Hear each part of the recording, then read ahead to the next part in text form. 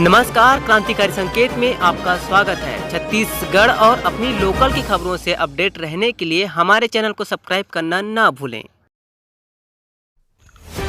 खबर की शुरुआत करते हैं सुबह की ब्रेकिंग न्यूज के साथ। राजनांदगांव जिला मुख्यालय से करीबन 5 से 7 किलोमीटर दूर रामपुर मोहभट्टा गांव के सुखरी एनिकेट के पास आधी रात के नदी से रेत का अवैध उत्खनन जोरों से चल रहा है। इस समय की बड़ी खबर हम आपको दिखा रहे हैं कि सुखरी एनिकट के पास आधी रात से नदी में रेत का अवैध उत्खनन धड़ल्ले के साथ चल रहा है। ग्रामीणों ने खनिज विभाग और पुलिस प्रशासन को इसकी सूचना दी, पर उनकी मिलीभगत से जीसीपी हाईवा का उपयोग करने वाले सत्ता का भय दिखाकर ग्रामीणों को डरा धमका रहे हैं।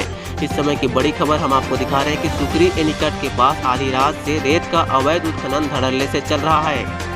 अब सवाल उठता है कि इस बड़ी घटना में भी प्रशासन चुप क्यों बैठी है? लॉकडाउन में कोई बड़ी कार्रवाई पर ध्यान क्यों नहीं दे रही?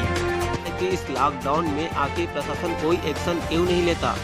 चलिए अब शुरुआत करते हैं छत्तीसगढ़ फटाफट की।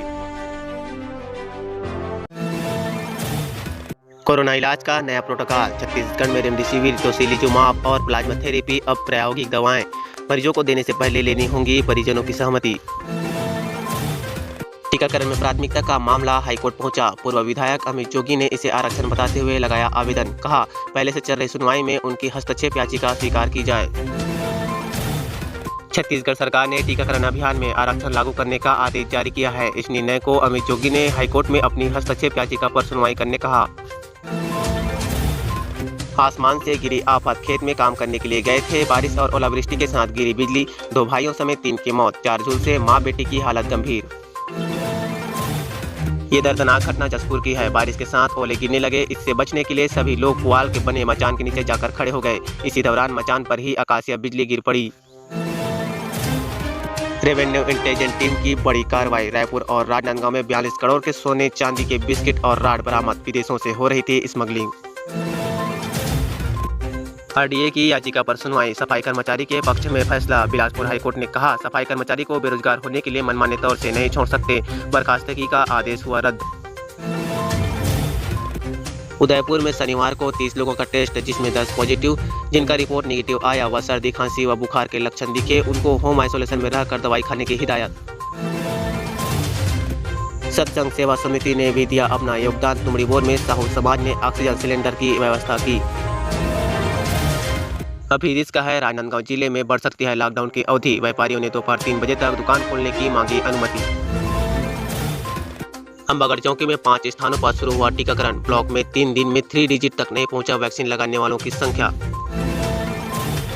मां पाताल भैरवी समिति के अध्यक्ष ने की मदद। लॉकडाउन में फंसे थे मरीज। 150 किलोमीटर सफर कर पहुंचाई दवाइयां। इस लॉकडाउन में 2 कदम पीछे हटा कोरोना। पॉजिटिव का दर 27 से घटकर 20% तक पहुंची। राजनांदगांव जिले में गंभीर मरीज भी ठीक होकर घर लौट रहे हैं।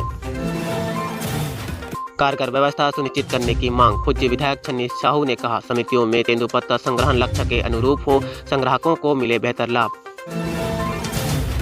भिलाई में कोविडशील्ड की खेप नहीं पहुंची। दूसरे डोज का संकट। रोज 3000 डोज की जरूरत, क्योंकि दूसरे डोज के लिए रोज पहुंच रहे हैं लोग।